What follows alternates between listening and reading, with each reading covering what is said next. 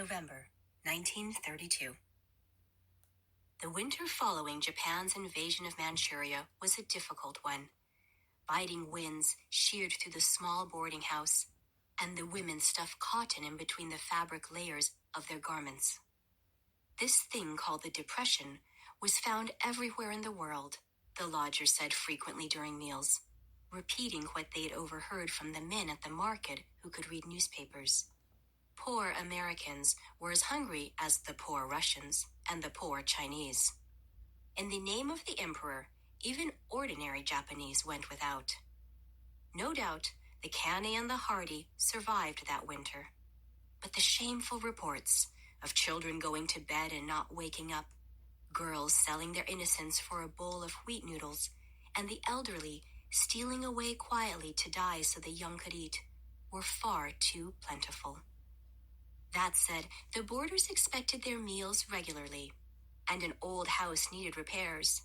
The rent had to be paid each month to the landlord's agent, who was persistent. In time, Youngjin had learned how to handle money, deal with her suppliers, and say no to terms she did not want. She hired 2 orphaned sisters and became an employer. She was a 37-year-old widow who ran a boarding house and no longer the shoeless teenager who'd arrived on its doorstep, clutching a set of clean undergarments wrapped in a square bit of fabric. Youngjin had to take care of Sunja and earn money. They were fortunate to have this business, even though they didn't own the house.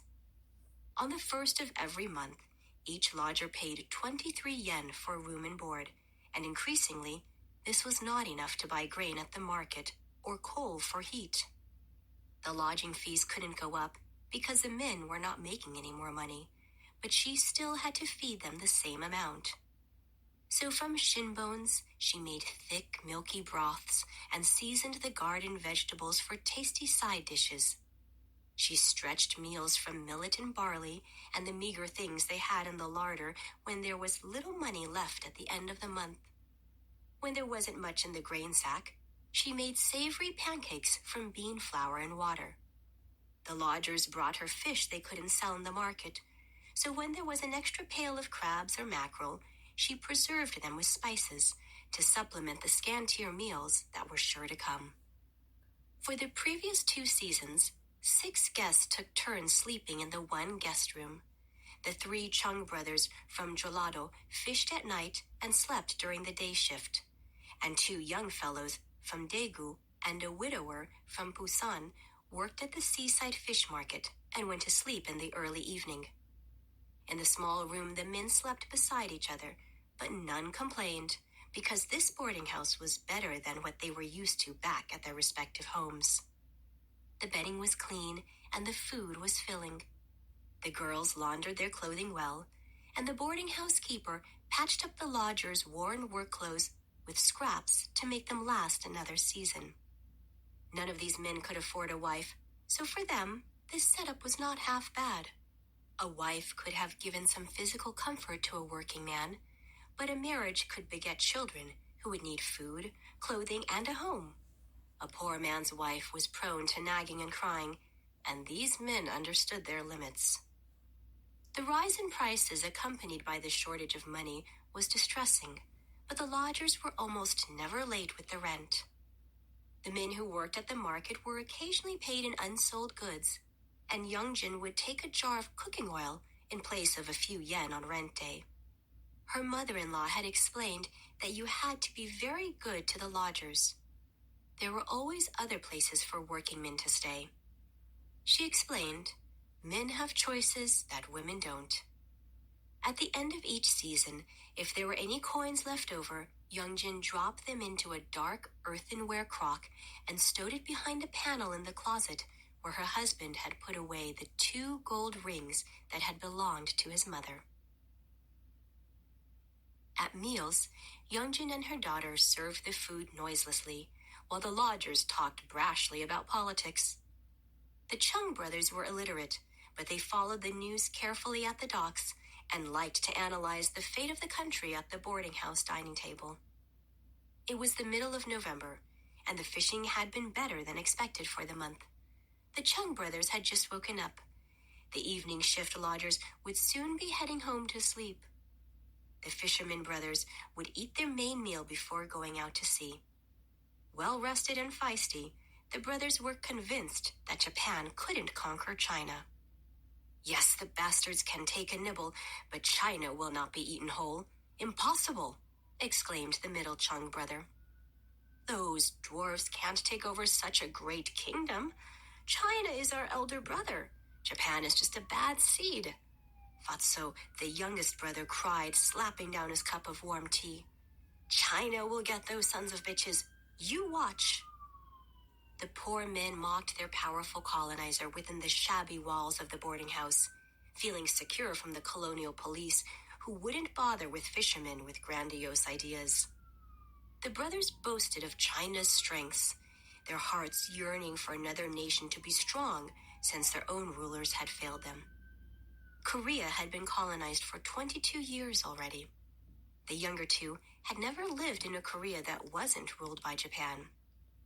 Ajumuni, Fatso shouted genially. Ajumuni. Yes? Youngjin knew he wanted more to eat. He was a puny young man who ate more than both his brothers combined. Another bowl of your delicious soup? Yes, of course. Youngjin retrieved it from the kitchen. Fatso slurped it down, and the men left the house for work. The evening shift lodgers came home soon after, washed up, and ate their suppers quickly. They smoked their pipes, then went to sleep. The women cleared the tables and ate their simple dinner quietly because the men were sleeping. The servant girls and Sunja tidied the kitchen and cleaned the dirty wash basins. Youngjin checked the coal before she prepared for bed. The brothers' talk of China lingered in her mind.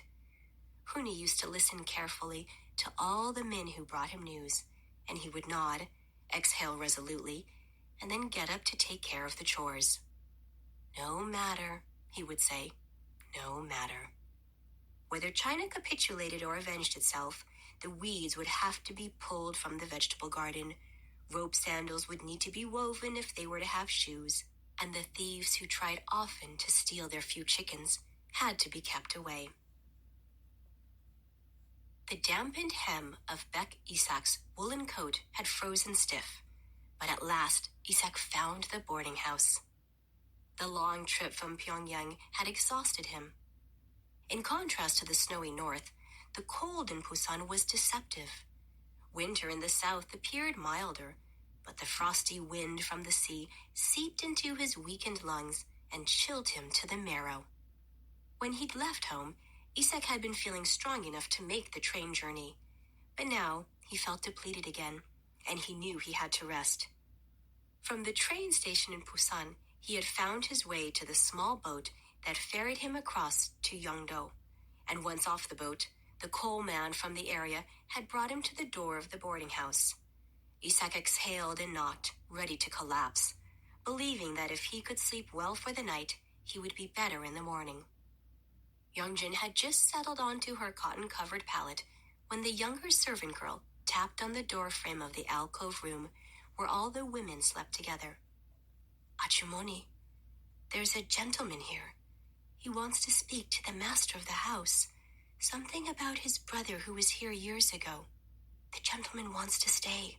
Tonight, the servant girl said, breathless. Youngjin frowned. Who would ask for Huni, she wondered. Next month would mark 3 years since his death. On the heated floor, her daughter, Sunja, was asleep already, snoring lightly, her loose hair crimped by the braids she'd worn during the day and spread across her pillow like a shimmering rectangle of black silk. Beside her remained just enough space for the maids to turn in when they finished their work for the evening. Didn't you tell him that the master passed away? Yes. He seemed surprised. The gentleman said his brother had written to the master, but hadn't heard back.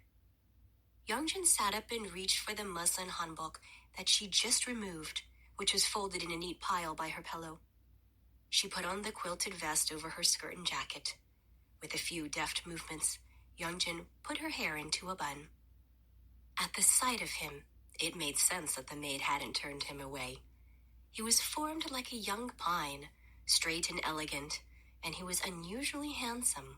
Slender, smiling eyes, a strong nose, and long neck. The man had a pale, unlined brow, and he looked nothing like the grizzled lodgers who yelled for their food or teased the maids for being unmarried. The young man wore a Western-style suit and a thick winter coat. The imported leather shoes, leather suitcase, and trilby were all out of place in the small entryway. From the looks of him, the man had enough money for a room downtown in a larger inn for merchants or tradespeople. Nearly all the inns of Busan where Koreans could stay were full, but for good money, it was possible to get something. He could have passed for a rich Japanese in the way he dressed. The maids stared at the gentleman with their mouths slightly agape, hoping he would be allowed to stay. Youngjin bowed, not knowing what to say to him. No doubt the brother had sent a letter, but she did not know how to read. Once every few months, she asked the schoolmaster in town to read her mail, but she hadn't done so this winter for a lack of time.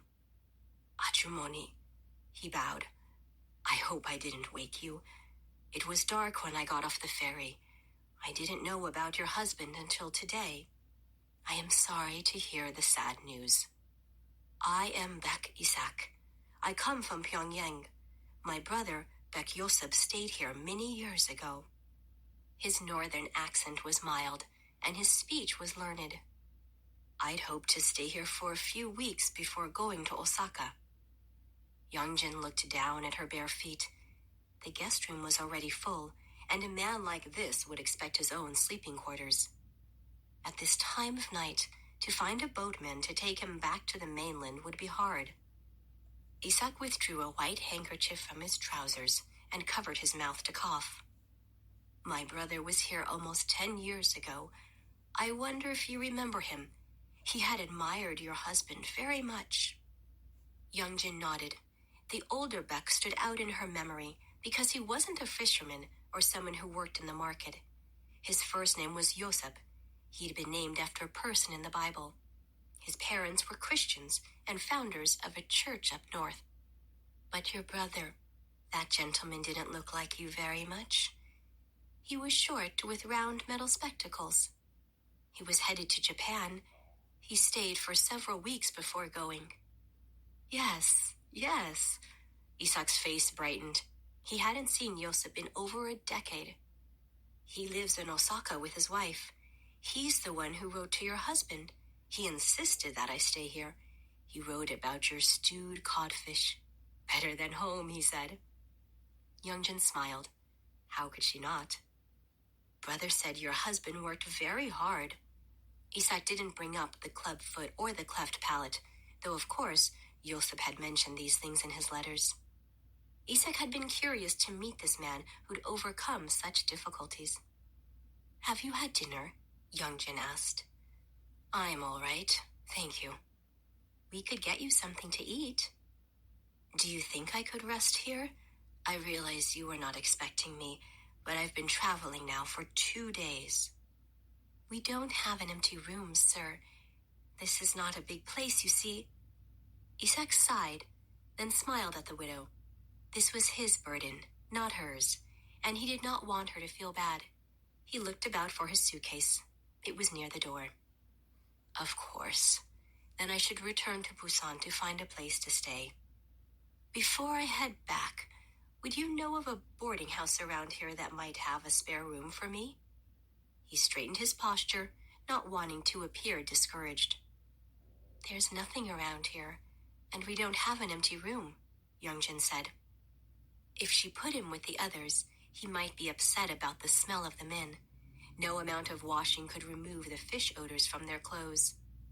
Isak closed his eyes and nodded. He turned to leave. There's some extra space where all the lodgers sleep. There's only one room, you see. 3 guests sleep during the day and 3 at night, depending on their work schedule. There's just enough space for an extra man, but it wouldn't be comfortable. You could look in if you like. It will be fine, Isak said, relieved. I would be very grateful to you. I can pay you for the month. It might be more crowded than you were used to. There weren't as many men here when your brother stayed with us. It was not so busy then. I don't know if you... No, no. I would just like a corner to lie down.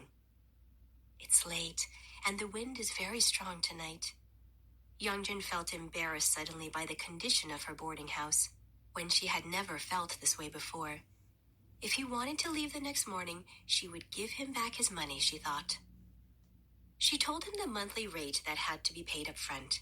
If he left before the end of the month, she'd return the remainder. She charged him 23 yen, the same as a fisherman. Isak counted out the yen and handed them to her with both hands. The maid put down his bag in front of the room and went to fetch a clean bedroll from the storage cabinet. He would need hot water from the kitchen to wash. The servant girl lowered her eyes, but she was curious about him. Youngjin went with the servant girl to make up the pallet, and Isak watched them quietly.